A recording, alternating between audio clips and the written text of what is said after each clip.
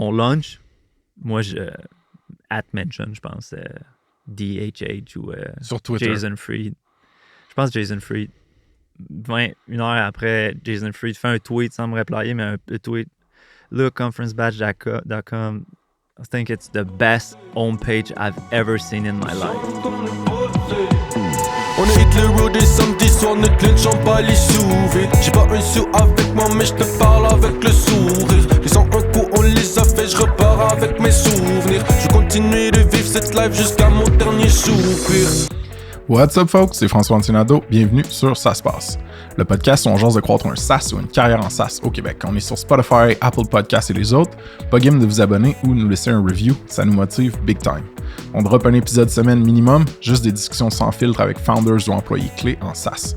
Si vous faites partie d'un SaaS québécois, allez sur saaspace.com, cliquez sur le bouton « Ajouter votre SaaS » pour être indexé dans notre répertoire des SaaS au Québec. On est au-dessus de 240 compagnies.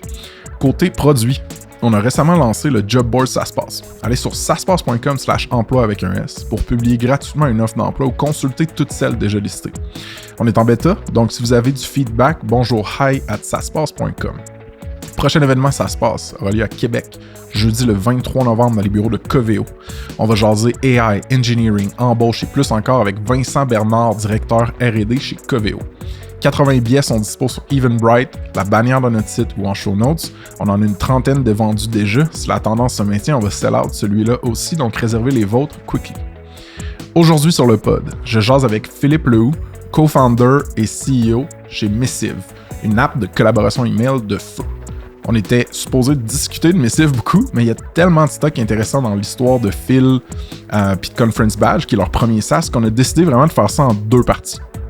Donc, partie 1, on se concentre sur la genèse entrepreneuriale de Phil, qui passe d'un site de jeux vidéo, à l'époque Web 1, à de l'événementiel, à lancer un coworking, à apprendre à coder par lui-même pour finalement trouver les jeunes perles rares avec qui il a bâti Conference Badge et Missive, c'est-à-dire les co-founders Tristan Labbé, Raphaël Masson et Étienne Lemay. Ah, puis on parle aussi du développement puis du scaling de Conference Badge, qui a récemment été vendu à Tiny, un cool private equity canadien, donc congrats encore les boys là-dessus. Alright, on passe au promo d'abord, ensuite au show. OK, petit segment Grip, l'agence SEO pour SaaS qu'on a lancé.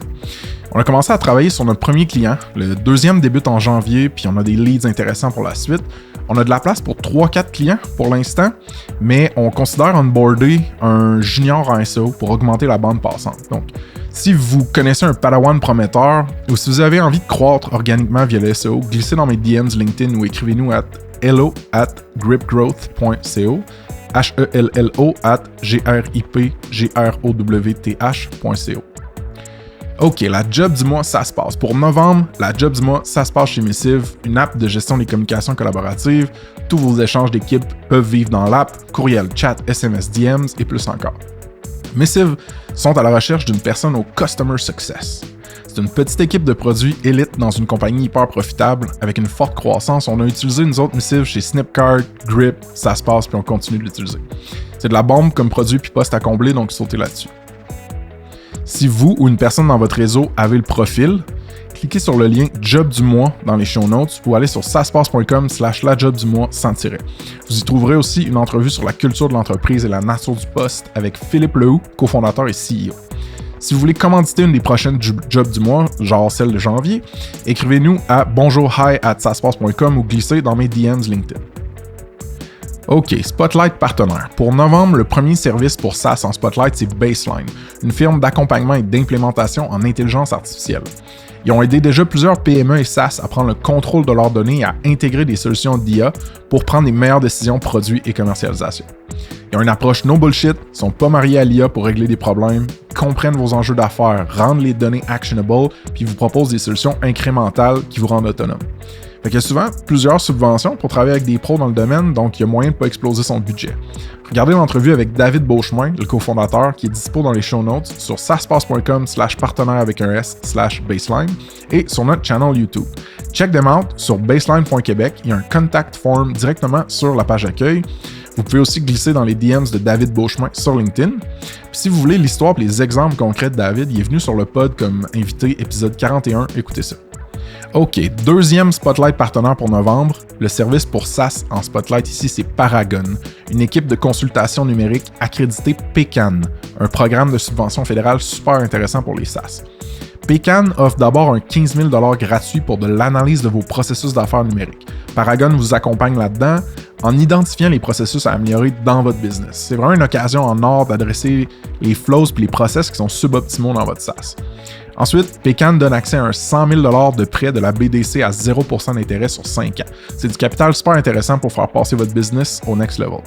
L'équipe de Paragon est dirigée par un fondateur SaaS d'expérience, François-Xavier Raté de Bloc Solutions. Ils ont déjà aidé plusieurs entreprises à moderniser des process d'affaires comme comptabilité, finance, gestion des clients, marketing, vente, opérations internes et plus encore. Fait que pour plus de détails, regardez l'entrevue vidéo avec François-Xavier qui est dispo dans les show notes sur saspace.com/partenaire avec un S/Paragon, P-A-R-A-G-O-N-E, et sur notre channel YouTube. Pour booker un appel d'intro gratuit puis rapide avec François-Xavier, cliquez sur le lien de booking dans les show notes ou sur la page partenaire en question. Si vous voulez entendre l'histoire et la vision de François-Xavier, il est venu sur le pod comme guest, épisode 50, écoutez ça. Alright, on passe au show, let's go!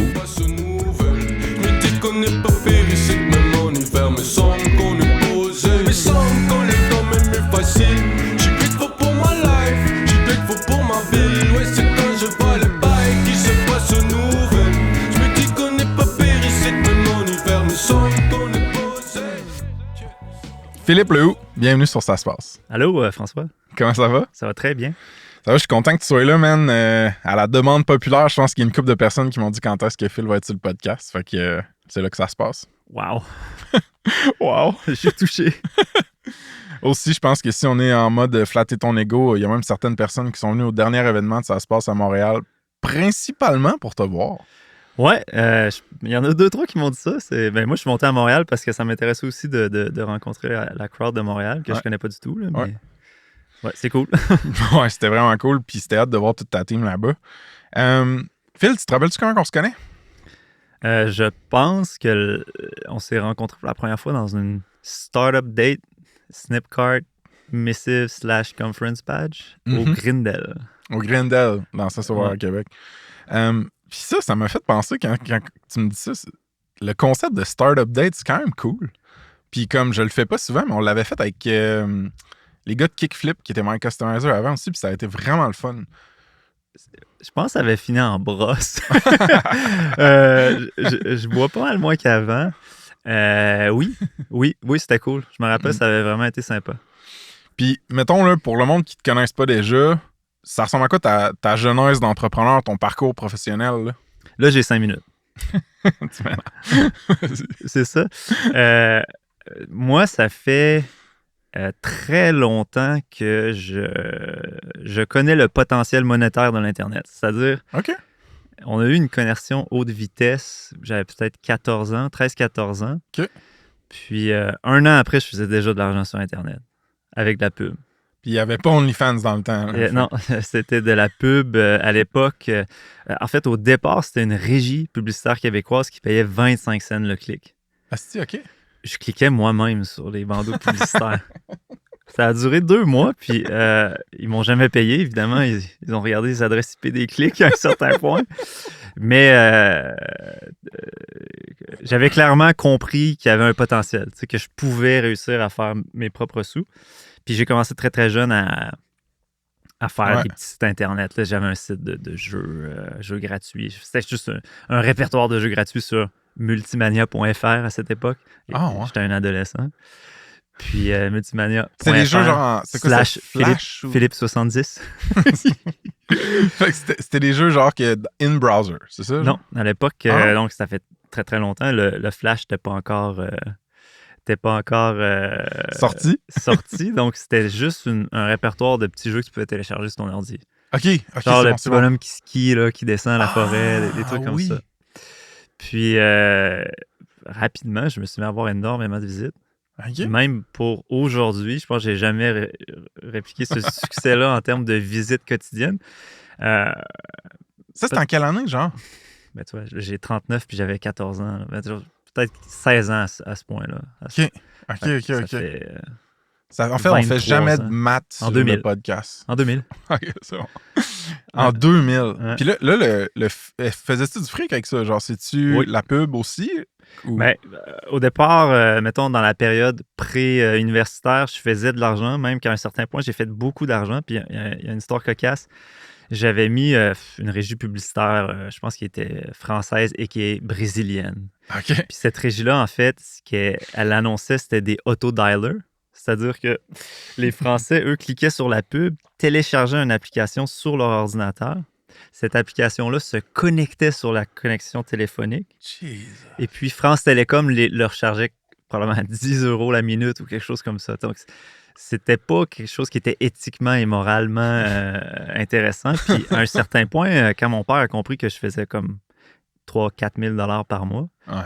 il m'a demandé des explications. J'ai expliqué ça. Puis là, mon père est quelqu'un de quand même assez intelligent. Il m'a dit, écoute Philippe, tu connais ça l'émission La Facture? L'émission classique à Radio-Canada. As-tu envie que la facture cogne chez nous un jour? Et le lendemain, j'avais enlevé ces bandeaux publicitaires-là. Puis pendant un an, je faisais pratiquement plus d'argent. Parce qu'il n'y avait pas de moyens, il n'y avait pas de publicité payante jusqu'à 2004, je crois, à l'université. J'étais en administration, j'avais un laptop. Puis j'ai vu Google AdSense était sorti. OK. Donc, OK. ça, c'est la régie publicitaire Google. Et puis là, ces 2 prochaines journées-là ont changé ma genèse adulte. Je faisais 1 piastre le clic ou des trucs comme ça. Puis cette année-là, je pense que j'ai fait 120 000 $. À l'Uni? Ouais. Mais le problème, c'est que mes serveurs me coûtaient extrêmement cher. Parce que là, on parle de 40 à 50 000 visites par jour. Par jour? Ouais. Jesus Christ. Puis là, il y avait plus. Là, j'avais développé un peu le concept. Là, il y avait des... C'était encore Multimania? Non, là, c'était rendu jeugratuit.net. Jeu un domaine gratuit. qui existe, que j'ai vendu à un certain point pour des peanuts. Pour des peanuts, dommage. Parce que AdSense, à un certain point, comme ne payait plus vraiment. AdSense, ce qui est devenu le Display Network, là, après, c'est ça? AdWords, en fait, c'est comme la partie publisher de AdWords. Got it.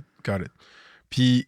Donc, là, aucune formation technique en programme. Ben, c'est ça que j'allais là, parce que t'as dit, j'étais à l'Uni en admin avec mon laptop. Ouais. Fait que moi, j'avais tu sais, je te connais depuis longtemps, on dirait que j'avais l'idée que t'étais programmeur de formation, mais c'est pas le cas. Non, c'est ça. J'ai été un gosseux très longtemps. OK, ouais. Ça veut dire que je gossais. Ouais. Puis à l'université, quand je me suis fait faire de l'argent, j'ai voulu réinvestir. Tu sais, j'avais déjà cette ambition-là d'avoir... Okay. De faire de l'entrepreneuriat technologique. C'était pas vraiment à la mode à l'époque. On parle de 2004, là, après le crash de 2001. Et puis là, j'avais engagé des programmeurs. J'avais engagé un programmeur de Québec qui étudiait à l'université en informatique pour développer une plateforme. Je voulais développer comme la plateforme de jeux francophone. Mm-hmm. Des nouvelles, de la vidéo, du contenu. C'était complètement éclaté, ça allait être gros. Puis, ce gars-là, y a-tu aidé pas mal? Ou... En fait, à l'inverse, puis c'est pas de sa faute, là, je veux dire, on était tous des néophytes. Développer une application pour 50 000 personnes par jour, c'est pas facile dans le sens qu'il y a une certaine optimisation là qu'il faut qu'il soit là day one. Puis là, c'est un site complexe, interactif, avec des leaderboards, des points, c'était des live chats, ça. Okay. Puis, on l'a lancé, puis tout s'est mis à crasher. Ça a été 2-3 mois de crash incessant. Donc là, à ce moment-là, j'ai perdu beaucoup de ranking Google. Donc, ça a vraiment nui. Puis ça, j'ai fait ça à peu près au moment où les valorisations, dans le sens, ont explosé. Quand je dis explosé, on ne parle pas de millions de dollars, évidemment, là, mais parce que moi, avant ça, je sortais premier sur jeu sur Google. Jesus, hein? Puis j'ai crashé je pense que c'est environ vers 2007-2008, juste avant que le Web 2.0 pogne, tu sais, puis que les gens voient le potentiel. Puis là, tu sais, j'ai perdu beaucoup de place. Puis c'est à ce moment-là que j'ai eu une de mes grandes vérités d'entrepreneur technologique. Qui est laquelle? Je ne pourrai jamais travailler dans cette industrie-là si je n'ai aucune connaissance technique. Intéressant. Là, là, évidemment, c'est pas vrai pour tout le monde. Ouais. Mais dans mon cas à moi, ça a été... J'ai été frappé. J'ai dit, OK, j'avais pas un réseau qui me permettait d'engager des gens pour régler le problème. Donc, j'ai acheté un livre. Scaling MySQL. Ouais, c'est un classique d'O'Reilly, je me rappelle pas. Puis là, j'ai compris comment ça fonctionnait, la cache de SQL. J'ai fait tous les changements moi-même. Puis c'est là que j'ai commencé à programmer. OK. Ouais. Puis, parce que c'est ça, c'est drôle parce qu'il y a une couple d'entrepreneurs que je respecte, comme mettons Steph Guérin, qui ont eu justement des sites dans le web 1.0, puis dépendamment de ton timing, tu pouvais faire du cash. Ben moi, j'étais un peu plus jeune que lui. Fait que, tu sais, moi, j'étais enfant, disons, adolescent. Lui, il était probablement déjà adulte à cette époque-là. Donc, c'est sûr que pour moi, j'ai probablement pas utilisé les opportunités que j'ai eues à 100%. Exact. Puis ça fait longtemps que je sais que si j'avais eu ce genre de projet-là et j'avais déjà été dans un milieu comme la Silicon Valley, ma vie aurait été complètement différente parce que en 2008, après l'université d'administration, j'ai dit OK, moi je veux travailler dans ce domaine-là. J'avais toujours un peu honte d'avoir un site qui s'appelait jeugratuit.net. Pour moi, un .net, c'était me faisait violence. Je voulais un .com, tu sais. J'ai toujours eu ce désir-là d'avoir un projet qui se respecte. Puis pour moi, ça a toujours été le projet qui m'a permis de vivre de tout ça, puis de grandir avec tout ça, puis d'investir, puis d'essayer des choses. Puis en 2008, je suis allé au Web 2.0 conférence à San Francisco. C'est comme j'ai quitté l'université, j'ai dit OK, je m'en vais là-bas. Puis je me rappelle là-bas, les gens tripaient là, sur mon. Puis t'as 23 ans, 22, 23 ans. Puis là, tu fais, je sais pas, tu fais autant d'argent. C'est génial, mais tu sais, sans plus. Je suis revenu à Québec, puis j'étais comme complètement démotivé. J'ai dit OK, what's next? T'sais? Mais j'avais pas les skills, j'avais pas le réseau. Fait que tu sais, le réseau, puis là, on va en revenir un peu à ça se passe, mais le réseau, c'est vraiment important. Même si j'ai jamais vraiment investi dans ça, parce que j'ai trouvé mon mini-réseau, tu sais, à un certain point. J'ai arrêté d'investir, mais le réseau, puis à partir de la jeunesse, je parle pas d'un réseau post-succès ou post-launch, tu sais, c'est le réseau initial, c'est-à-dire tes amis, les conversations que tu as. Tu sais, si quotidiennement, tu as des conversations sur la technologie, sur qu'est-ce que tu veux faire, je veux être dans l'entrepreneuriat. Tu sais, déjà à 16-18 ans, le potentiel que tu as du succès dans ça est quintuplé versus après l'université, là, j'aurais peut-être envie de faire ça. OK, comment ça marche? Tu sais? Fait que le réseau, puis à Québec, ce réseau-là, puis à cette époque-là, il n'existait pas. Là. Ben, c'est ça. Je pense que ça existait un petit peu, mais moi, j'étais pas dans. Je pense qu'il y avait le club Apple, là, tu sais, qui était. Mais ce qui est cool, c'est que, faute d'avoir un réseau dans le monde physique, dans ton environnement immédiat, c'est souvent possible, quand tu es un entrepreneur sur Internet, d'avoir un réseau virtuel, un peu. Tu peux être dans certaines communautés, à l'époque, des boards, là, ou des forums ou quoi que ce soit.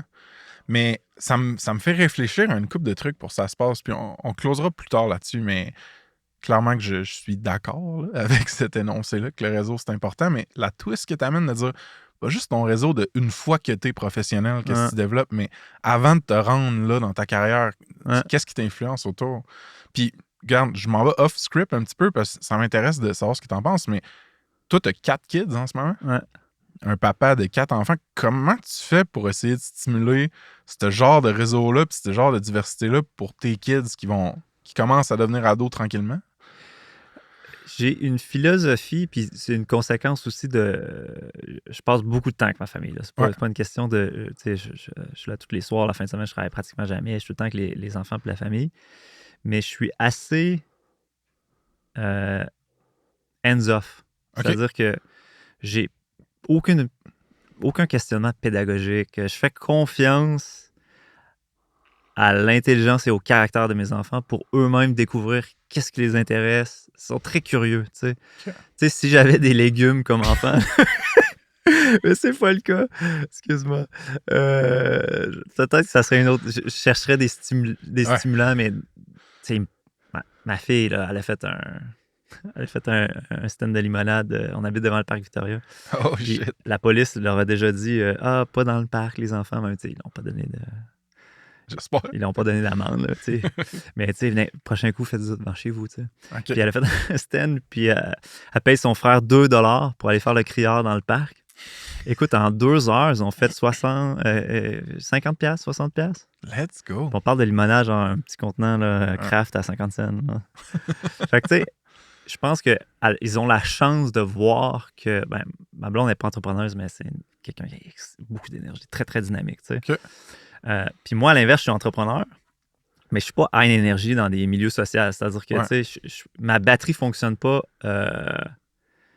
elle se charge pas dans un contexte social. elle se draine, OK? Ouais, oui, je Donc, j'ai comprends. toutes les capacités. Je suis capable de séduire, je suis capable de convaincre, je suis capable, mais sur une courte période. Ouais. Fait que, tu sais, ils ont deux modèles très différents, mais qui sont intéressants pour potentiellement avoir le désir d'être entrepreneur. Fait que, tu sais, nice. c'est sûr qu'il y en a 2 sur 4 qui vont faire quelque chose de créatif ou entrepreneurial. En tout cas, je pense. Écoute, j'ai tellement... On en reparlera offline, mais moi, j'ai tellement des réflexions, justement, par rapport à avoir des enfants. Man. Mais là, c'est pas un pod. Ben, j'en ai 4, puis j'ai jamais eu ces réflexions-là. Ça a toujours été comme... Intéressant. On va faire ce qu'on peut, tu sais. Intéressant. Je pense que les gens, quand tu te poses trop de questions, ça devient un frein mental. Tu penses que tu seras jamais assez bon. Tu sais. Fait que je pense qu'il faut se faire confiance. Faut se faire confiance. C'est ce que mon psy m'a déjà dit. Hein? Il m'a déjà dit, écoute, parce qu'on parlait d'avoir des enfants, puis des inquiétudes, puis des questions, tout ce qu'on vient de dire là, puis il disait, écoute, si tu veux, si tu te demandes là, si se baigner dans la mer, là, t'aimes ça. Là. Il dit, tu peux lire tous les livres que tu veux sur, genre, se baigner dans la mer. Tu peux aller sur le quai, puis genre, observer. Il dit, tu peux demander à tout le monde qui sort de la mer, hey, puis c'est comment, tu sais, puis tout ça. Mais il dit, Chris, si tu sautes pas, là, puis tu vas pas dans la piscine, dans la mer, tu le sauras jamais, tu sais. Puis il dit, il y a bien des chances que t'aimes ça, tu sais, puis que t'aimes ça, genre, de cet environnement. Anyway. Fait que ça, c'était un conseil, une analogie qui m'avait frappé, contrairement aux analogies d'Antoine, qui me frappent moins un peu, je te dirais. Antoine, il va être content d'entendre ce podcast-là. Il avait hâte, je pense, que tu viennes sur le pod. Fait que pour ceux qui, en intro, je vais t'avoir introduit, genre, expliquer un petit peu c'est quoi Missive, etc. Mais Missive, grosso modo, là. Ouais. Fais-nous un TLDR de c'est quoi Missive. Ouais. Puis après ça, on va genre refaire les grosses étapes qui t'ont amené à Missive. Parce qu'il y en a des vraiment intéressantes. Ouais. Donc, Missive, c'est une application de communication. OK. Principalement, pensez à une application de courriel, un email client. OK? Mais nous, c'est comme si on a développé la version multiplayer d'un email client. Super. OK? Évidemment, c'est beaucoup plus large qu'un email client. Ça te permet de consommer aussi tes social media, des SMS. Mais l'idée, c'est que l'application qui est principalement utilisée par la plupart des petites et moyennes entreprises aujourd'hui sur leurs clients email. Nous, l'idée, c'est au lieu de réinventer une autre solution complètement différente, puis que tu te trouves à utiliser plein d'applications en silo, pourquoi pas venir changer l'optique derrière le email client, améliorer les défauts, c'est-à-dire injecter pour tout ce qui est conversation interne un chat, de l'assignement. Donc, vraiment venir bonifier le client email pour te permettre de faire beaucoup plus. Donc, quand tu utilises Missive, tu n'as pas besoin d'un helpdesk. Quand tu utilises Missive, tu n'as pas nécessairement besoin de Slack. Exact. Quand tu utilises Missive, tu n'as pas besoin de Gmail. OK? Donc, c'est vraiment l'idée, c'est prenons le backbone principal de la plupart des entreprises, l'email client, puis venons le bonifier. Exact. Ouais. J'aime ça, le multiplayer, email en multiplayer aussi. Ça faisait longtemps que je n'avais pas entendu le décrire dans même. Puis là, écoute, tu as vécu un paquet d'aventures entrepreneuriales avant de te rendre à Missive, mais on était où, là? On était... OK, tu sors de l'Uni, tu vas à SF, tu dis comme « Ah ouais, je trouve ça cool, mais comme sans plus, je sais pas quoi faire, mais je veux être en tech, je veux être entrepreneur. » C'est quoi les moves que tu fais après qui te rendent à Missive? Ben, si on se remet à ce milieu-là, j'ai aucune confiance en moi. OK. J'aime pas vraiment le projet sur lequel je travaille, c'est-à-dire que je suis pas fier de ça. Tu sais, pour moi, Diggs.com, c'est cool. Tu sais, genre des projets stumble upon. Tu sais, tout ce qui est Web 2.0, j'ai envie de ça. Tu sais. J'ai pas les connaissances, donc j'ai pas de réseau. J'aime le jeu vidéo, mais j'aime la création derrière le jeu vidéo. Tu sais, puis moi, vu que je gère jeuxgratis.net, je vois énormément de... Il y a un nouveau courant qui s'appelle le indie gaming. Ouais. Donc, on a Minecraft, en fait, découle de ce mouvement-là. Exact. OK? Donc, au départ, moi, avant tout le monde, je découvre ce milieu-là, qui est très indie, très artsy, très... puis ça m'attire, ça m'allume. OK. Fait que je me dis, bon, OK, technologie, peut-être que c'est dans le jeu vidéo que je veux travailler. OK? Puis là, à 24 ans, après l'université en administration, je ne veux absolument pas travailler en administration. Pas que j'ai détesté mon bac, mais... C'est pas un highlight. C'est jamais venu chercher ma curiosité intellectuelle. Je comprends. C'est-à-dire que la pyramide de Maslow ou la finance internationale, tout ça pour moi était des somnifères. Pas que je sais pas si c'est intéressant.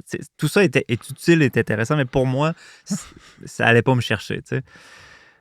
Fait que là, je me suis dit, je vais me lancer en jeu vidéo. Mais je sais pas faire de jeux vidéo, je connais personne en jeu vidéo. Tout ce que j'ai, c'est une plateforme de jeux vidéo.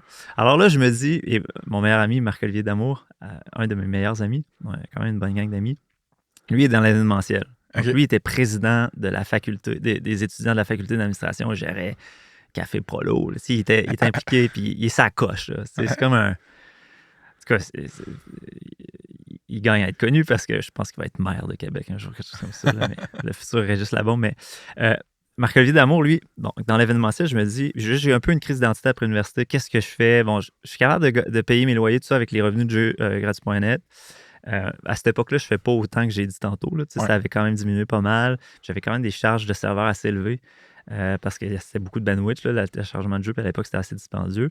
Mais j'étais quand même payé, puis c'était quand même, je gagnais probablement mieux que ma vie qu'un serveur. Là, fait que, je gagnais bien ma vie. Mais j'étais un peu démotivé, je savais pas ce que j'allais faire, j'avais pas de skills, j'avais pas rien. Fait que là, un soir, on était au bar, là, puis je suis avec Marco, puis je dis, OK, Marco, on lance un événement. L'événement, ça va être ceci. Ça va être, on va faire ça en ville, à l'extérieur. Puis on va lever des chapiteaux, puis on va créer des jeux vidéo. On va faire venir des programmeurs. Puis moi, l'idée derrière, c'est que je vais me créer un réseau.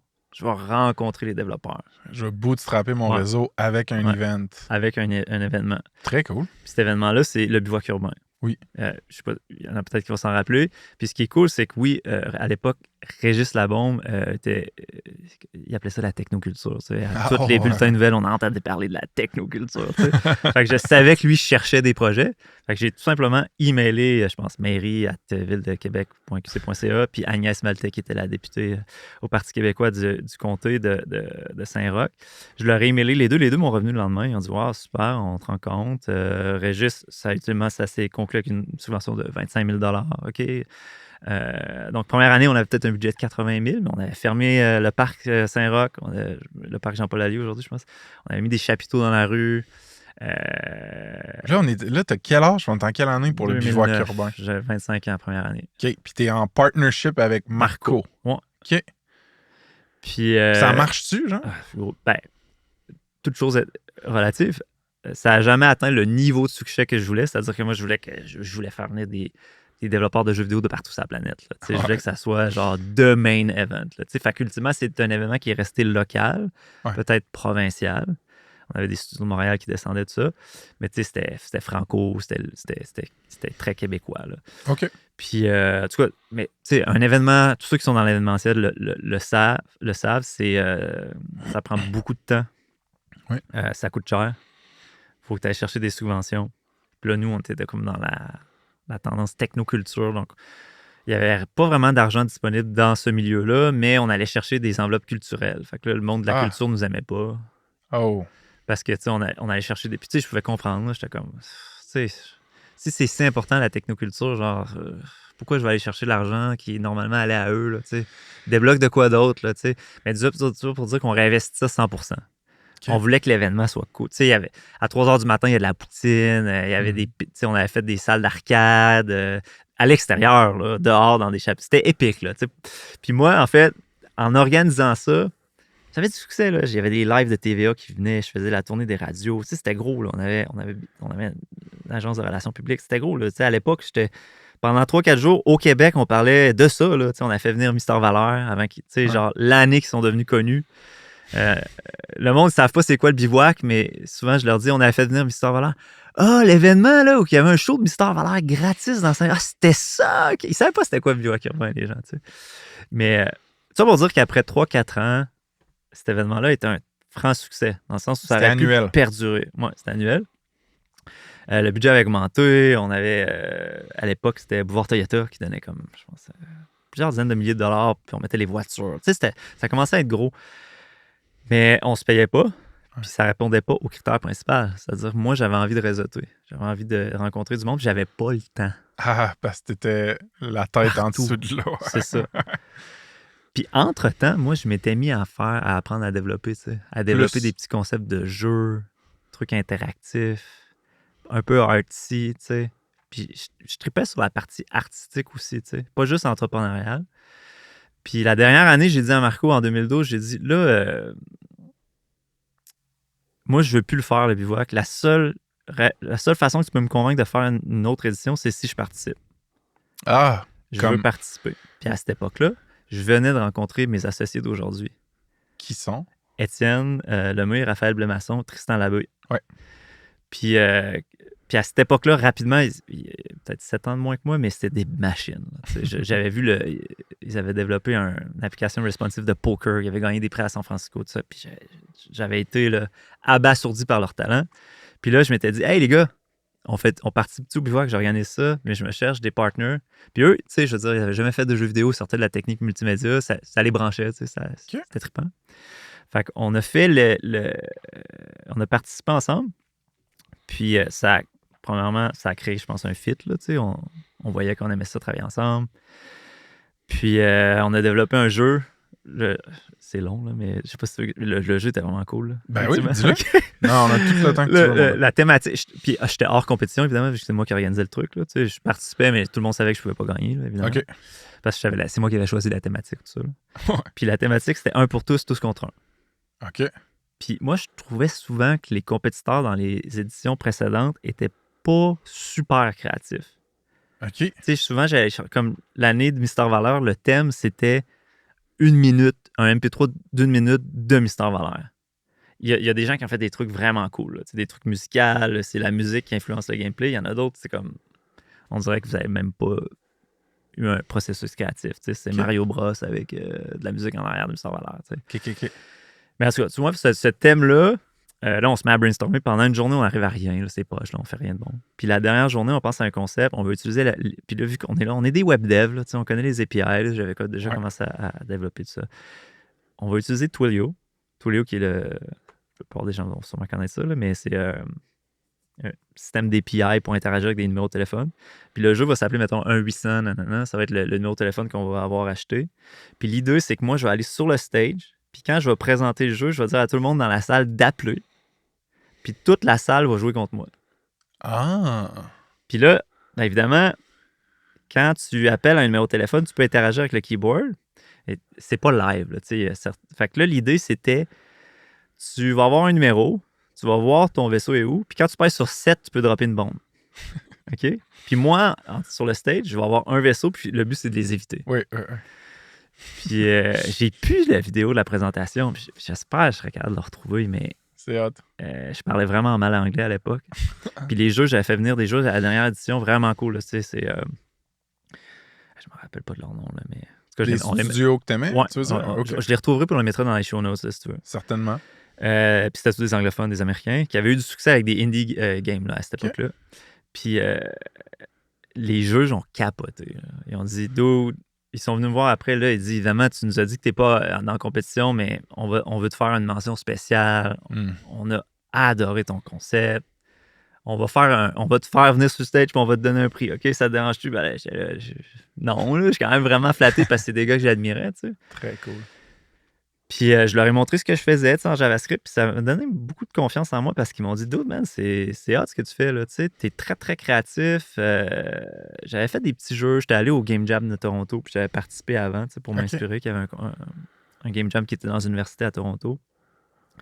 Puis j'avais fait on appelait ça un anti-shooter, là. C'était comme, l'idée, c'est que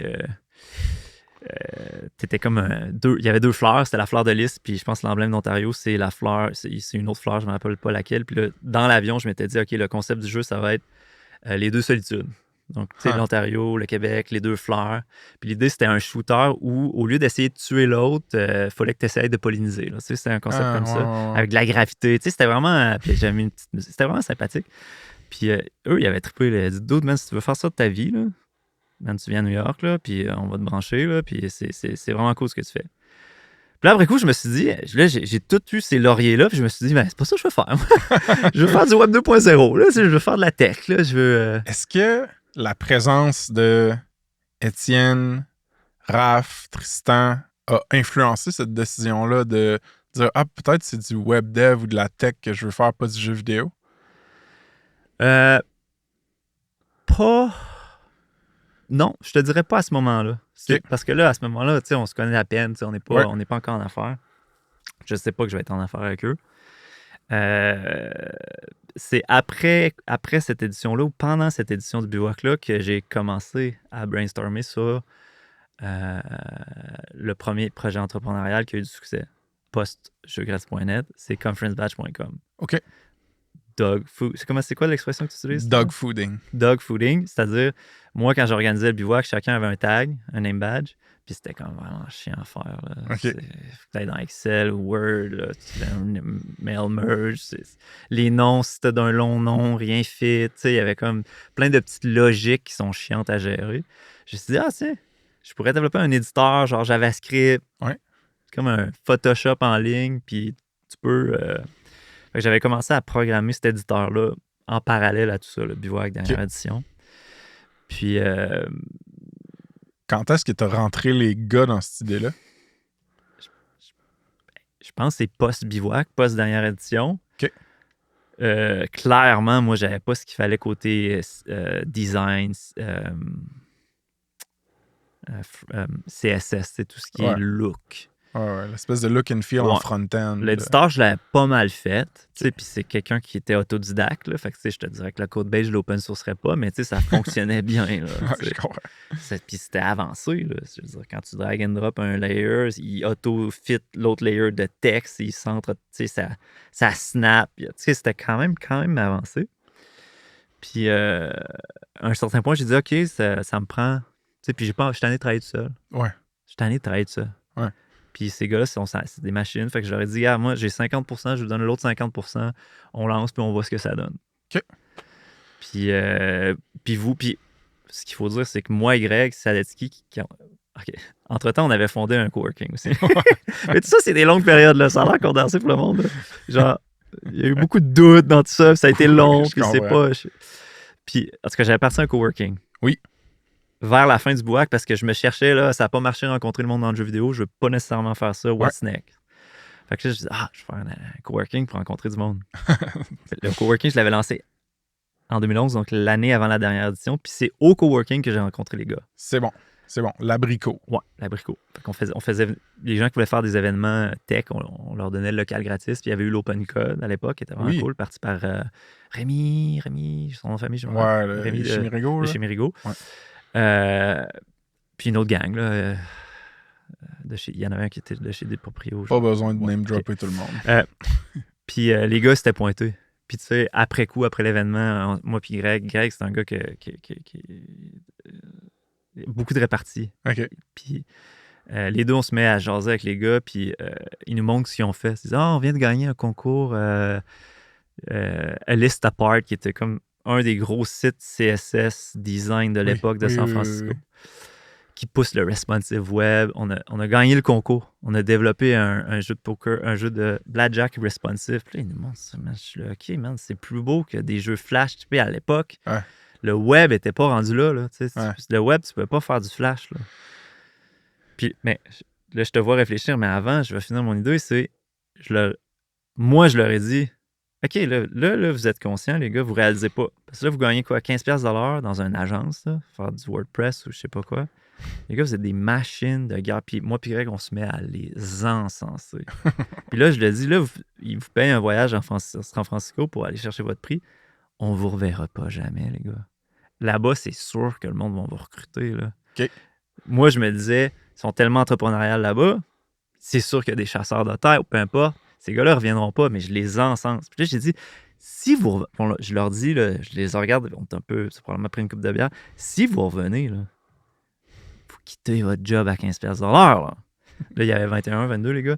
J'ai dit, vous lancez un studio, là. Puis j'ai dit, si vous n'avez pas de job, moi puis Greg, on va vous payer votre premier... Tu sais, on va trouver, là. Tu sais, genre, financièrement, c'est sûr que vous allez gagner plus que 15$. Puis... Puis Greg, là, tu sais, là, j'ai l'air convaincant. Greg, lui, il est x10. Là. C'est quand il s'emporte. Là. C'est qui, Greg? J'ai l'impression qu'on l'a comme pas introduit dans la grosse chronologie.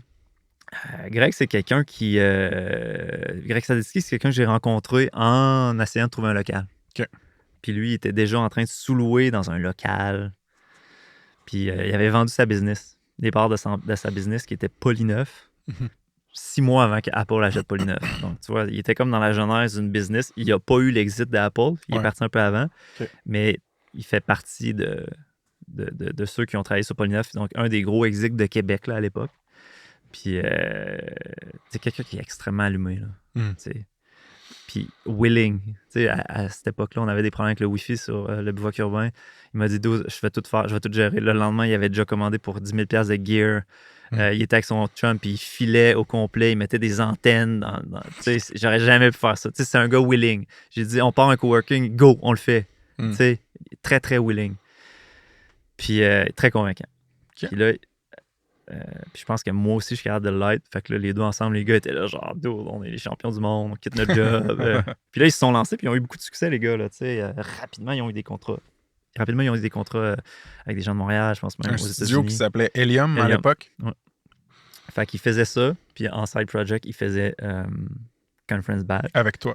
Avec moi. Puis ils ont aussi parti Medalis avec Antoine à l'époque. Oui, ça, on en a parlé. Ouais. Medalis qui a. Le branding de Medalis Conference Badge, incroyable. C'est Tristan qui avait fait les deux brandings. Ouais. Des brandings incroyables qui ont encore vraiment bien vieilli. Si vous allez conferencebadge.com, Medalis encore, je pense que ça existe encore, Medalis, mais le branding est magnifique. Donc, on a lancé ces deux produits-là. Conference Badge a eu un succès. Là, rapidement? Après 2 mois, on faisait déjà 2-3 000 par mois de vente. Okay. Puis la partie PDF, c'est-à-dire tu exportes un PDF, tu les imprimes toi-même, donc 100% de profit. C'était 50% des produits. Nous, ça nous fascinait. Là, que le monde paye 25 cents du badge pour un PDF. Puis sinon, on allait porter, puis on en faisait chez Copie de la Capitale. OK. Pour l'impression, c'était plus manuel au début, Conference Badge. Oui, c'est ça. Vous les shippiez vous-même. OK. Puis rapidement, le sérieux du projet s'avère parce qu'Evan Bright trouvait ça cool. Le Product Marketplace, c'est celui qui gérait le Product Marketplace. Il nous a dit non, là, les gars, ce que vous faites, c'est vraiment hot. Nous, on a énormément de demandes pour ça. On n'a pas envie de se lancer là-dedans. On a un petit outil, mais il est trop basic. Genre, on a un marketplace. Genre, on va vous promoter. Eventbrite? Ouais. Vous ont approché, vous? Ben, on faisait des requêtes à l'API. OK. Avec un app de développement qui s'appelait Conference Badge. Ah, fait que là, il s'est dit, il nous a approché en disant êtes-vous en train de faire une application pour designer des Conference Badge, les imprimer? On a fait ouais. Il a dit oh my god, on a besoin de ça, on veut ça sur notre marketplace. Fait qu'il nous a vraiment aidé à launcher. Ça, on est en quelle année, là, quand le partnership avec 2014. Ouais. OK. Ouais. Puis là, à ce moment-là, tu vois, je fais du JavaScript, tout. J'ai développé, j'avais fait une bonne partie. Tu sais, j'ai approché les gars, puis j'avais un proof of concept très avancé. Là. Il manquait la partie publique, il manquait la partie e-commerce, checkout. Ouais. Mais la partie interactive, génération de PDF qu'on a amélioré, là, Raphaël, qui travaille encore avec moi, qui est une machine, a tout rendu ça plus solide, il fait attention aux détails. Puis en l'espace d'un ou 2 mois, on l'a launché. Là, fait que j'avais quand même avancé le produit. Donc, je n'étais pas arrivé avec une feuille blanche. Là, j'avais de quoi. Ouais. Puis j'avais un track record. Les gars, je pense qu'à cette époque-là, j'étais plus vieux, puis ils disaient OK, Phil, il en a fait des affaires. Je pense qu'on. Puis j'étais un gars qui est très transparent. Là, fait que, quand j'ai une conversation avec moi, je pense rapidement, tu peux avoir confiance que comme, ce que je dis, c'est vrai. Là, what you see is what you get. Ouais. Puis là, c'est ça. 2 choses qui nous arrivent. Evan Bright est intéressé. On launch. Moi, @mention, je pense, DHH ou sur Twitter. Jason Fried. Je pense Jason Fried. 1 heure après, Jason Fried fait un tweet sans me replayer, mais un tweet. Look, conferencebadge.com. I think it's the best homepage I've ever seen in my life.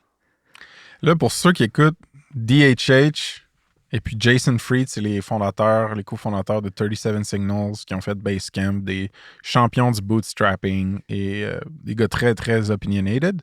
Ils sont très influents dans notre space encore aujourd'hui. Fait que là, toi, tu les mentions, puis il y en a un des deux, Jason, qui juste share Conference Badge comme ça. Ouais. Comment tu te sens à ce moment-là? Qu'est-ce que ça donne comme résultat? Qu'est-ce que c'est? D'un, pour quelqu'un qui a toujours fait des choses dans l'ombre, c'est comme, wow.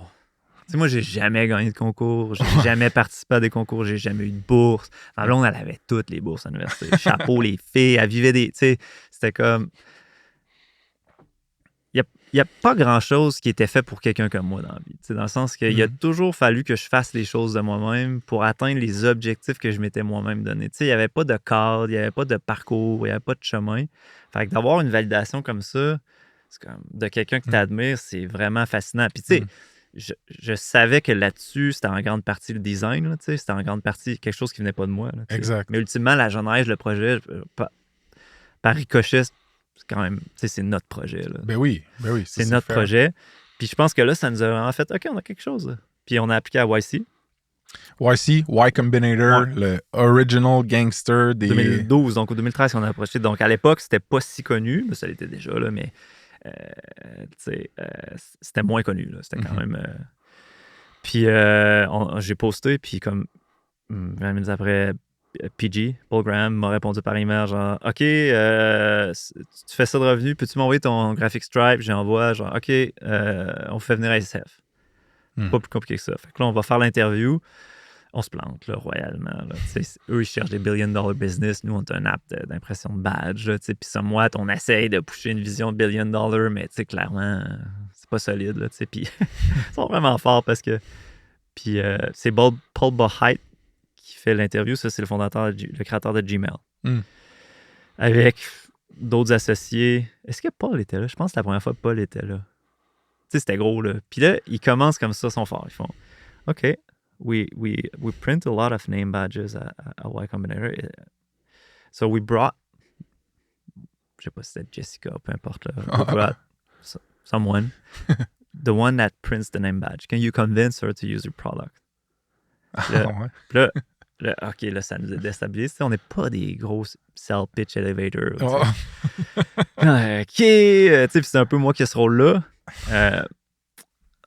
Puis là, elle nous dit, avant même qu'elle nous dise, elle dit, moi, je fais ça comme ça. J'utilise Word avec Mail Merge. OK. On sait pas c'est quoi Mail Merge. C'est quoi Mail Merge? Mail Merge, c'est l'outil qui te permet de fusionner une feuille Excel avec un document Word. Got it. Tu sais, donc, le fameux PDF, tu peux le faire avec Excel puis Word. La réponse toute simple à ça, maintenant que je suis plus vieux et j'ai plus d'expérience, j'aurais dû tout simplement répondre, look, I'm 25 years old. I have no clue what's Mail Merge. Nobody knows it. In my generation, we're going to be the generation that does the name badges for the next 20 years. Quelque chose comme ça. Genre, Mais non, nous, on a essayé de pédaler en essayant d'inventer ou de déduire qu'est-ce qui était Mail Merge. Tu sais, c'était horrible. Là. On avait un anglais qui était assez cassé là, à l'époque, particulièrement moi. Là, je pense qu'encore aujourd'hui, j'ai... non, mais c'est quoi une agence de design en anglais? Design agency? Je pense que j'avais dit quelque chose comme advertising agency, ce qui ne doit pas être si pire. C'est pas si pire. Non, c'est pas si pire. Tu sais, écoute Denis Villeneuve ou Georges Saint-Pierre, là. Ouais, jamais anglais que ces deux-là. Là, fait que Georges Saint-Pierre, c'est quand même douloureux. Si Georges t'écoute, parce que peut-être que Georges, étant donné que tu as de l'argent, Hey man, are you crazy in the head, man? Ouais, Georges, je suis pas mal sûr qu'il va écouter. Ça se passe à un certain point. Oh, peut-être. Mais là, moi, ce qui m'intéresse, parce qu'on en a des founders qui sont venus sur le pod, qui sont allés à YC avec succès. Tu sais, il y a Marc-André Campagna. On avait... Solide. Bravo, man. Parce que nous, on a fait 3 fois l'interview. 3 fois, on l'a piqué leur curiosité. 3 fois, ça a été un non catégorique. OK, ben ramène-moi dans pourquoi tu voulais passer par YC. Parce que le track Venture Capital, c'est-à-dire le track où tu vas chercher des capitaux, je savais qu'on n'avait pas le talent, les connaissances ou le réseau et que ce milieu-là n'existait pas au Canada, du moins à armes égales. C'est-à-dire que si tu lèves des capitaux au Canada, peut-être qu'aujourd'hui, c'est un peu moins pire, mais tu vas aller avec ton lance-pierre versus un bazooka, un char de l'année, genre, c'est quoi qui envoie en Ukraine, je me rappelle pas, là, mais les Abrams, là. Toi, tu vas aller avec ton lance-pierre, là. Donc, pour moi, c'est... Bon, je vais jamais lever des capitaux au Canada. Désolé, là, ça m'intéresse pas. OK.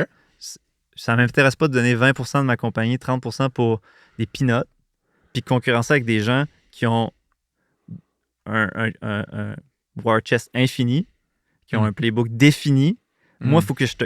Ange Québec, excuse-moi, j'ai des gens d'Ange Québec qui... Tout ce que j'ai entendu dire, c'est que ça prend 1000 rencontres, puis tu sais, comme c'est pas sûr que tu vas avoir du cash. Moi, c'est pas comme ça que je fonctionne. T'aimes, t'investis, go, on va à la guerre. Je ne vais pas te convaincre pendant des millions d'années, tu comprends?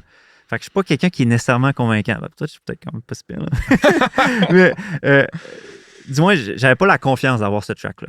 Puis j'avais pas la confiance d'aller aux États-Unis. Donc, je savais que pour atteindre ça, la YC, c'est comme le Harvard, le Stanford, peu importe. C'est comme la façon C'est d'avoir comme un le intense. logo, là. C'est ça. C'était déjà ça en 2013. Puis je savais qu'on avait le talent. Mais tu voulais enlever du cash. Tu aurais été ouvert à passer à travers la cohorte YC, à faire un démo 2. Je suis sûr qu'on aurait eu énormément de succès. OK. Pour moi, c'est une erreur qu'ils ont fait. Parce que, tu sais, ils sélectionnent plus l'équipe que l'idée. À chaque fois, ils nous ont dit vous avez des design skills incroyables. Ce qu'on n'a pas réussi à prouver, c'est qu'on avait une intelligence d'affaires que je crois qu'on a. On n'a pas réussi à leur passer ce message-là. Mais la plupart des choses qu'ils donnent en conseil, nous, on les a naturellement. Il y a bien des choses passées à l'étape 2 du scaling qu'on n'a pas, qu'on aurait eu avec ces réseaux. Avec ce réseau-là. Ouais. Parce que là, fait qu'il y a eu des... C'est hot, man. Puis juste pour ceux qui écoutent, là, moi, je suis en train de me rendre compte qu'on va faire 2 parts de ce podcast-là. Phil, je t'annonce ça en live, mais celle-là, on va la concentrer sur Conference Badge, puis la première grosse tranche de ta vie d'entrepreneur, parce qu'il y a trop de stock intéressant, tu sais. Puis Missive, c'est une bibite en soi. Ouais. On fera une part 2, man. C'est un vrai succès, ça. Ouais, c'est ça. Mais... Conference Badge, c'est un side project, là. Ouais, mais ça a été, en tout cas, plus qu'un side project pour plusieurs raisons. Fait il y a eu des highlights dans le cycle de vie de Conference Badge, le tweet de Jason Fried, Evan Bright. Principalement, ouais. Ouais, puis en fait, je veux dire, l'association de toi puis les gars d'Helium. Ensuite, essayer d'appliquer à YC. Ouais. Si tu avais à continuer ces highlights-là, ou même lowlights, là, genre, c'est quoi qui est arrivé après dans la vie du produit Conference Badge? Missive. Dans le sens où OK, ben vas-y. On avait un certain succès à Conference Badge. On était, après 1 an ou 2, je pense 2015, on se payait avec ça. Un salaire, les 4. Puis là, à un certain point, j'ai dit, moi, j'avais une certaine crainte. C'est-à-dire qu'on a un projet qui fonctionne, puis on est en affaires ensemble. Puis là, les gars avaient d'autres projets. Fait que moi, j'ai dit, tu sais, les gars, si on va avoir du succès ensemble, il faut se consolider, il faut devenir une équipe. Fait que là, c'est là que j'ai proposé d'acheter des parts d'Helium. Donc, eux avaient déjà lancé Medalist, il y avait la partie. Donc, j'ai acheté des parts d'Helium pour devenir actionnaire. Puis surtout qu'on se payait. Puis là, je leur ai dit, le package, je mets un petit peu d'argent, là, pas tant que ça dans Helium. Là, c'est une agence, tout ça. Mais ce qu'on fait, c'est qu'on se paye à 100% à Conference Badge. OK. Puis on travaille sur quelque chose d'autre, de quoi qui nous allume vraiment. OK. Puis les gars avaient déjà plein d'idées. Missive, c'est un peu une idée qui part d'Étienne. Qu'on s'est mis à brainstormer. Puis moi, j'en reviens tout de suite à l'idée de départ de dire, un peu comme jeuxgratuits.net, je trouvais ça cool Conference Badge, mais j'avais pas envie d'être Monsieur Badge. Là. Tu comprends? Mon ambition était pas là. Puis ça décrit probablement qui je suis, tu sais, puis pourquoi on fait tout ça, pourquoi on a tout fait ça, c'est qu'il y a souvent eu une non-satisfaction. Je me satisfais rarement dans la vie, puis c'est un problème aussi, là, mais de ce que je vais réussir ou accomplir. Tu sais, what's next? C'est souvent la question que j'ai en tête. Tu sais, moi, là, c'est plus philosophique, mais tu sais, moi, quand j'ai acheté ma télé, mon Xbox à 15 ans, puis après 2 semaines, j'ai fait je m'en calisse. Genre, j'ai pas de plaisir. J'ai comme compris que les achats ou le matériel, ça me branchait pas tant que ça. Ouais. Fait encore aujourd'hui, c'est quand même... J'ai pas nécessairement besoin de ça. Ce que j'ai besoin, c'est des défis. Puis là, je me suis rendu compte que les gars aussi, les 3 gars étaient là, waouh, ça, on a envie là, de dire, on part au bat sur quelque chose d'autre, techno. Missive, c'était comme, ça cochait toutes les cases qui tripaient, là, genre live, chat, email, tous des problèmes en soi technologiques qui sont fascinants, qui sont complexes. Puis on avait envie de frapper une balle qui était difficile. Là, c'est comme le lanceur, là, il est fort, là, c'est facile de passer dans le beurre. Ouais. Puis on est très systématique, les gars. Je pense qu'on a une intelligence d'affaires ou une logique d'affaires. Puis quand je dis affaires, c'est technologique aussi. On est très bon pour analyser les pour et les contre d'une situation. Puis on est très bon pour dire, OK, focusser sur la plus petite partie importante d'un problème pour la réussir à long terme. Qui, je pense, qui n'est pas donné pour, je me rends compte, pour beaucoup de monde ou d'équipes. Nous, on a ça en nous. C'est pour ça qu'on n'a pas eu besoin d'aller chercher beaucoup de mentorat pour ces étapes-là. Mm. Je te dis pas qu'à long terme, parce que, tu sais, nous, on a eu beaucoup de succès dans ce qu'on a fait, dans ce qu'on est bon. À long terme, on en reparlera quand on va parler de Missive. What's next? C'est quoi les prochaines étapes?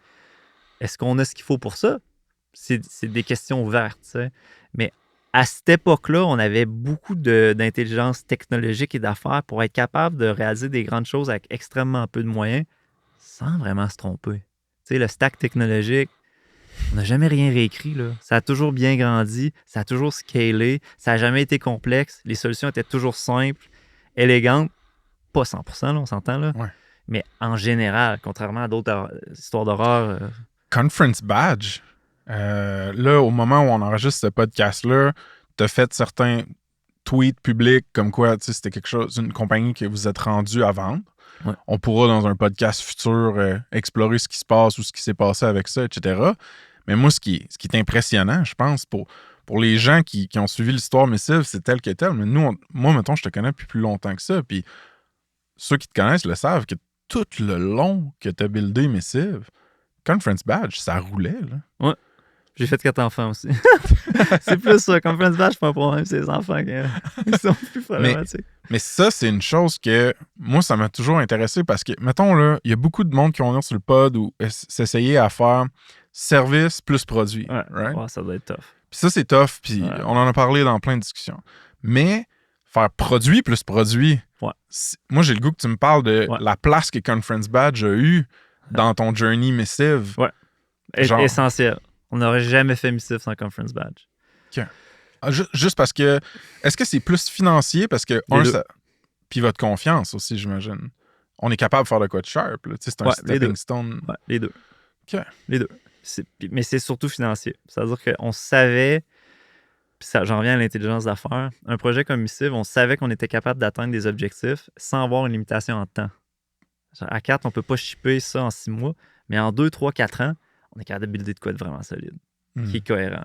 T'sais. Fait que ça vous donnait du luxe de temps et de patience d'avoir Conference Badge. Parce qu'on avait un salaire. Ouais. Ça roulait. Puis Conference Badge, c'est un produit qui pour nous était fini. Il y a des gens qui peuvent... C'est intéressant ça. Ouais, il y a des gens qui vont lancer Conference Badge, puis là, ils vont se dire « Wow, what's next? » dans Conference Badge. Oui. Puis là, ils vont dire « OK, on va faire une app mobile pour les événements. » Ou on va faire du in-event printing. On va faire toutes des choses qui ne scalent pas. Toutes des choses qui ne sont pas notre tasse de thé. Toutes des choses qui ne sont pas technologiques. Pour nous, c'était comme... No way. Il y a plein de compétitions. Il y a plein de gens qui font ça. Nous, on fait des... C'est le plus facile outil pour générer des badges. Tu n'as pas envie de te casser la tête. Tu vas là-dessus. C'est simple, c'est facile. Tu reçois par la poste. C'est ça. C'est rien de plus. Puis ça, on le savait. Puis ça, on l'avait nailé. Ça marchait. Le pitch de vente sur homepage était parfait. Puis, je vais parler de Louis aussi, qui éventuellement nous a permis de faire les deux en même temps, tu sais. Oui. Mais Louis Menjares, qui est quelqu'un que j'ai rencontré à l'Abricot. Donc, c'est un ça a marché. Ouais. C'est un Mexicain qui s'est marié avec une Française qui faisait un doctorat en environnement, je pense. Je m'en rappelle plus, moi non plus. Fuck, sa blonde, c'est quoi? Postdoc maintenant aussi. Rendu prof. Ouais, exact. Donc, lui, il la suivait au Québec, puis tu sais, il a probablement googlé coworking, puis il m'a écrit, puis moi, j'ai dit, puis là, il m'a écrit, là, j'aimerais ça venir travailler chez vous. Puis là, tu sais, moi, à cette époque-là, l'Abricot, genre, gérer ça m'énervait, là. Je disais souvent au monde, s'il avait l'air moindrement intelligent, je disais, viens, gratis, là. Genre, je veux pas, je m'en fous, là. Je veux pas gérer de facture. Mais je veux pas que tu aies des attentes super élevées non plus, là. Tu sais, c'est un espace le fun, mais on est tous un peu. Il y en a qui payaient, il y en a qui payaient pas. Tu sais, c'était. Puis Louis, je le trouvais vraiment cool, t'es vraiment intelligent, vraiment allumé. Puis à un certain point, au moment, je pense exactement au moment où on décidait de s'investir dans Missive, il est arrivé, puis là j'ai dit, toi, tu cherches un job, on t'engage. Tu vas gérer Conference Badge. Ou du moins, à l'époque, il gérait pas tout. Il faisait le support. Ce qui était quand même, il prenait du temps, gérait le support principalement. Puis là, il faisait aussi le growth, le marketing. T'sais. Il a fait plein d'affaires pour Missive aussi. Ouais, ben ça plus tard, parce que lui, c'était difficile pour lui. Puis encore aujourd'hui, ce qui est difficile, c'est quand tu t'occupes du side project des autres, tu te sens un peu toute seule dans ton affaire parce que tu me connais puis tu me sais un peu, j'ai la facilité de dire non, là. Oui. Puis de dire, non, man, on travaille sur Missile. Mhm. Ouais, on va faire un retreat à tous les 8 mois, puis dans le retreat, on va donner la moitié de notre temps pour faire du feature development, mais sinon, c'est pas ça le deal, tu sais. Ouais. Puis même si c'est dit d'avance, c'est quand même pas évident là, d'être dans cette position-là à long terme. Puis, fait que pendant, écoute, plusieurs années, Louis, ça a été un pilier. Puis il y a eu la COVID, là. Tu sais, il y a eu la COVID. Exact. Ouais, il y a eu la COVID. Puis la COVID, au moment de la COVID, il était tanné, Louis. Puis il est parti, sa blonde déménage à Montréal. Puis évidemment, il l'a suivi, sa femme. Puis donc, il s'est trouvé une job à Montréal. Puis donc, nous, Conference Badge voulait, on s'était mis à faire 100% du support, tout ça. Mais pendant la COVID, il n'y en avait pas tant que ça. Les chiffres d'affaires s'étaient écroulés. Puis, ça vous a-tu fait de quoi, ça? Ou vous étiez rendu à une place... Missive, c'était comme si la courbe s'était inversée. T'sais. Je comprends. Fait que c'était pas problématique. Pas trop un gros hit, la COVID, sur un SaaS d'événementiel, là, au final. C'était 95% de chiffre d'affaires qui s'est envolé. T'es sérieux? Ouais. Chris, je pensais pas que c'était autant que ça. Puis là, cette année, probablement l'an prochain, là, on va retomber au niveau de 2019. Ouais. S'il n'y a pas de pandémie. Encore. C'est un des risques. C'est un des risques. Mais c'est ça, Louis, c'était un élément crucial dans la capacité qu'on avait à gérer les deux. Mais tu sais, pendant longtemps, l'impression d'étiquette, c'est nous autres qui les faisaient le matin. Là. Les commandes, c'est nous qui les envoyais. Tu sais, Louis faisait le support, puis le marketing, il faisait pas tout. Là. Okay. C'est à la COVID, là, notre partenaire d'impression, Groupe TAC à Québec, qui faisait tout, là, c'est-à-dire la production des badges. À un certain point, il dit, on a vendu, Groupe TAC, on ferme la division impression. OK. Fait que là, on dit, OK. Fait que là, il fallait trouver un nouveau partenaire d'impression. Là, on n'a pas le temps, mais ça fonctionnait, puis c'est beaucoup de temps. Là. Ouais. Fait que là, qu'est-ce qu'on fait? Écoute, on va essayer de le vendre. Fait que là, on contacte du monde qui nous a approché dans le temps pour l'acheter, puis ça. Puis, tu sais, c'est dur de vendre une business qui vient d'envoler 95% de chiffre d'affaires. Mais nous, le pitch, c'était comme on te le vend pas cher, mais tu sais que quand la COVID va finir, tu sais, ça va être un bon business. Ouais. Puis non, là, évidemment, personne n'est intéressé. Là. Ouais. J'ai essayé d'acheter un restaurant, moi, pendant cette période-là. Puis c'était ça aussi, là. Les financials de la dernière année. C'était comme... Non, c'est ça. Puis le risque est trop gros. Là. Fait que là, on se dit, bon, ben, on va continuer à le rouler parce qu'anyway, il n'y a pratiquement pas d'activité. Ouais. Mais là, à un certain point, dans la COVID, on sent que tranquillement, ça s'en va. Puis là, on se dit, bon, il faut trouver un nouveau partenaire d'impression. Écoute, on a une vente, ça marche pas. Qui connaît Conference Badge? Qu'on n'a même pas besoin de mettre du temps pour former, c'est Louis qui est là. Fait que là, je l'approche, j'ai dit, OK, on gèle les parts. On dit que ça vaut X. Au-dessus de ça, tu as 15%. On te donne les dividendes qu'on se paye, même si tu n'as pas le premier X. Parce que, tu sais, je peux pas te donner une partie de l'entreprise à quelqu'un, sinon il y aurait un impact fiscal. Fait que tu peux geler une compagnie puis lui donner, tu dis, ça vaut à peu près ça. On te donne ce qu'il y a au-dessus, gratuitement, parce que ça vaut 0 au jour 1 de l'entente. La valeur qui va se créer. Ouais, c'est ça. Mais on peut te créer des actions où on te verse un pourcentage des profits. On s'était dit, on va te verser, je pense, 10 ou 15% des profits annuels. Fait que si on te verse un dividende, on va te verser l'équivalent de ce 15%-là, même si tu n'as pas la première partie, puis on va très bien te payer. Fait que là, il dit, ça me tente, là, c'est quand même cool. Là. Puis, tu sais, lui, il savait que sa blonde allait redéménager. Je pense qu'elle a vu son poste à Edmonton. Tout ça. Fait que là, il fallait qu'il y ait quelque chose qui permette de voyager. Tout ça. Fait qu'il dit go. Il le fait. Puis là, à ce point-là, il fait tout. Okay. Sauf la partie tech ou debug ou problème. Est-ce que c'était une grosse partie, ça, pour vous, toi, puis tes ben non, pas pendant la COVID. Mais là, quand la COVID a fini, oui. OK. La partie tech, tu parles? Oui, la partie tech, non. ouais. C'est quelques heures par mois au max. Là. OK, c'est bon. Parce que, le produit, entre guillemets, il est fini. Ouais. Ce qui est un statement en soi, hein, que tu es capable de dire ça d'un produit software. Il y a beaucoup de gens qui... Craigslist, ça n'a jamais évolué. Ben oui, là, il y a bien des choses qu'on sait qui évoluent, mais bien c'est un bon exemple. Ouais, vraiment. Fait qu'il n'y a plus de nouveaux trucs à développer, puis... Mais Louis, lui, développe des nouveaux produits. C'est-à-dire que là, c'était un badge inséré dans une enveloppe de plastique. Il y a beaucoup de gens qui voulaient un badge de carton plastique pour des raisons environnementales. Il a développé ce nouveau produit-là. Lui, mais c'était pas un développement technologique, c'était l'offre de produits. C'est bon. Fait que là, Louis, il roule la shop Conference Badge. Il fait du HTML, du CSS, du design, du contenu. Ouais, il est très généraliste. Versatile. Ouais. Exact. Ouais. Fait que là, toi, t'as comme un peu, c'est pas ce rêve-là, mais ce goal-là que tu voulais d'avoir ton focus sur Missive, tu l'as, là. Oui. C'est ça. Même chose pour les gars. Oui. on a toujours eu les mêmes. La même vision. Très rare qu'on s'ostine. On va Ok. s'ostiner sur des features, là, Ouais. sur où mettre le bouton quelle couleur. Ouais. Mais ce qui est de la direction entrepreneuriale, souvent, je vais dire, on fait ça, les gars. Ouais, go. Makes sense. Les grosses décisions, ça prend 5 minutes à débattre. Souvent, là. C'est T'es yes, sûr? on est d'accord. Puis Ok. s'ils sont pas d'accord, je fais vous avez raison. Tu sais, c'est. Il n'y a jamais eu de grosses bisbilles. Ils font partie du fondement de mon succès. Hmm. Je les respecte beaucoup. Tu sais. Tu leur fais confiance. Je leur fais confiance, je pense que c'est réciproque. Tu sais. Si je sens qu'ils sont pas d'accord, je les écoute. Tu sais. Parfait. Puis pour closer la loop sur Conference Badge, je pense qu'on va laisser un genre de spoiler. Pas de spoiler, mais de cliffhanger. Ou est-ce que genre, on verra ce qui se passe avec Conference Badge. Ouais. Le monde peut aller sur Twitter, checker les Ouais, shit non, qui- ben, c'est public, là. Je veux Ouais. dire, j'ai fait un tweet dans lequel on annonçait qu'on vendait, on était intéressé à vendre le produit. Exact. Fait que là, t'explores cette avenue-là. Puis je peux te dire tout de suite, parce que Louis était tanné. Ouais. Le deal fonctionnait plus. Ouais. Il était tanné de travailler tout seul. Puis on est en super bon terme avec lui, là. Honnêtement, tu sais, autant lui, c'était vraiment important de dire, regarde, là. Moi, il m'a approché, il avait peur de m'annoncer ce nouvelle-là Mhm. parce que pour lui, c'était comme je le laisse tomber, tu sais. Ouais. Je les laisse tomber. C'est comme non, man. Hey, on est des humains, on est des amis. T'as pas signé un contrat à vie, là. Mhm. Chris, genre, non, là, moi, je vais jamais être fâché pour quelqu'un qui a pas envie de travailler avec nous. D'un, ça Ouais. veut dire que la relation que j'ai établie était pas bonne. Je m'en veux plus que je t'en veux. Parce que, tu sais, lui, j'avais donné une carte blanche. J'ai dit, t'es tanné de travailler tout seul? Man, t'as un budget, là. Je veux Ouais, même ça pas fait de du dividendes. cash. Tu peux réinvestir 100% dans des salaires, louer un local, c'est ta business. Mais Louis, c'est pas nécessairement ça, tu sais. Mhm. Fait que c'est pas un risk taker. Puis il avait pas envie de gambler notre argent. Je comprends.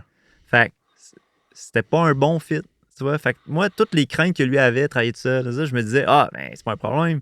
J'y laisse les règnes, il peut résoudre ces problèmes-là Ouais. lui-même. À long terme, c'était pas un bon fit. C'était un excellent opérateur, là, incroyable. Mais pour cette partie-là, growth ou s'entourer, Ouais. non. Fait que là, il nous a dit, il faut que je quitte. On dit, c'est correct. Là, à ce point-là, on a dit, ben, genre, j'ai dit, OK, j'ai raccroché. 10 minutes après, j'avais fait le tweet. T'es sérieux? Ouais, parce que je savais que, tu sais, nous, il faut focusser. Il faut focusser sur Missive. Fait que tu t'es dit, pour Conference Badge, c'est soit je le garde puis je paye avec du focus sur Missive que j'aurais pas. Ou Ou je je le garde, je le laisse mourir, puis ça va probablement faire des profits pendant une couple d'années pareil, là, mais... Ce qui est un petit peu triste Dommage. comme fin de... pour un... Puis t'as dit, ben regarde, on est dans un market où est-ce qu'il y a des acquisitions. Puis il y en a. Toutes mes affaires du passé, c'est ça que j'ai fait. Les Dans ça, laisser j'ai mourir fait- de leur belle mort. Je suis un tanné, petit je peu? passe à autre chose, je le kill. Jeugratis.net, je veux dire, j'ai vendu pour des pinottes, là. Le gars, en 6 mois, il avait remonté les profits, il avait mis de la pub de casino, puis il devait faire par mois le prix que j'ai vendu, là, tu sais. Ah ouais. Bivouac urbain, j'ai dit, on arrête, man. Puis je me rappelle, il y a du monde qui voulait continuer l'aventure. Je dis, ils voulaient que je leur donne le brand. J'ai dit, je connais pas assez, je fais pas confiance, non. Là, j'aime mieux. C'est mon affaire. C'est moi. Il y en aura plus d'autres. Tu tranches assez franc. Ouais. Mais pour Conference Badge, tu sais, c'est parce que ça a quand même un excellent potentiel. Là. Hey, dude, mais hein. Tu sais, c'est juste. Tu sais, on a des clients. Puis, tu sais, en vendant dans une certaine diligence que j'ai faite dans le processus de vente, on n'a pas encore vendu, mais on s'est rendu compte que Google, ils ont commandé des badges, genre 99 fois, Ouais. YouTube, name it, n'importe quelle compagnie de la Silicon Valley a déjà fait affaire avec Conference Badge, là, tu sais, c'est comme... Ouais. Puis c'est juste une fraction, là. Fait que, tu sais, n'importe quel opérateur allumé qui focus juste là-dessus, tu sais, il y a un potentiel incroyable. Il y a probablement des leviers que vous n'aviez pas tirés sur les années parce que vous étiez focus sur Pour moi, c'est une Missive. valeur ajoutée de dire que j'ai pas tiré sur tous les leviers. Exact. Mais est-ce que ça l'est pour tout le monde? Pas nécessairement, tu sais, mais faut que tu le réalises. Je pense que le monde qui connaisse le SaaS puis qui Mais entend c'est pas des un SaaS, choses. hein. Non, c'est pas un SaaS. C'est une web app. Ouais.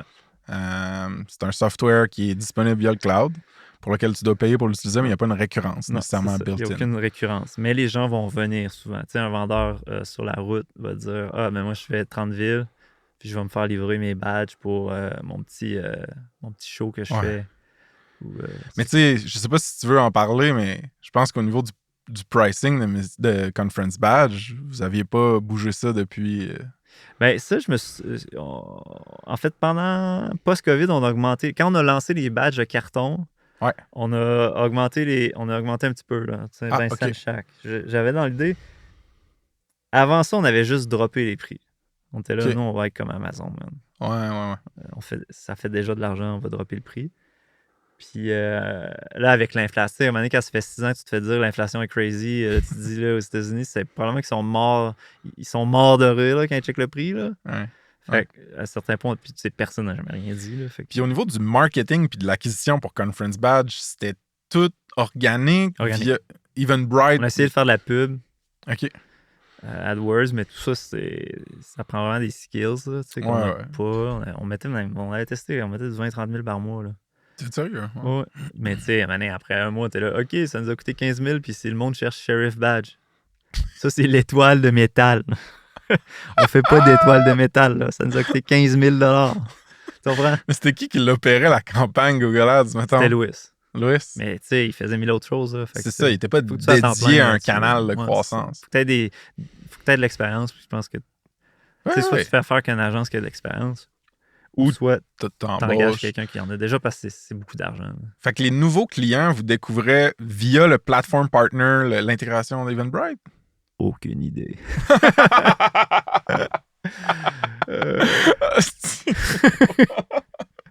Oui, non, principalement Eventbrite, mais 30%. Le monde va avoir un insight de pourquoi, man, mon marketeur en moi, man, capote des fois quand je parle avec Phil. Mais le marketing, je pense que c'est quelque chose qui est vraiment important. Mais c'est pas juste ça. Je pense que tu peux avoir du succès sans. Mais tu sais, la réalité, c'est qu'on en fait. Là. On n'est pas stupides. Puis on fait des choses qui sont importantes. Les choses de base, on les fait. On a fait du contenu, on a fait du SEO.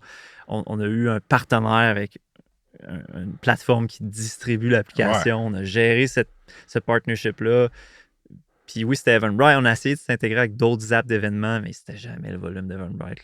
Loin de là. Il y a Universe, puis en tout cas, il y en a une couple qu'on avait intégrée. Puis... Oui, ça m'intéressait justement de savoir si vous aviez essayé de multiplier la croissance par intégration un peu. Ben, dans nos fameuses retreats annuelles avec Louis, souvent, comme moi, quand on a fait tout au Mexique, pendant la semaine, j'avais comme fait une intégration avec Universe, qui est une plateforme, je pense, canadienne, qui a été achetée par Ticketmaster, qui est un peu comme Eventbrite, mais ça avait...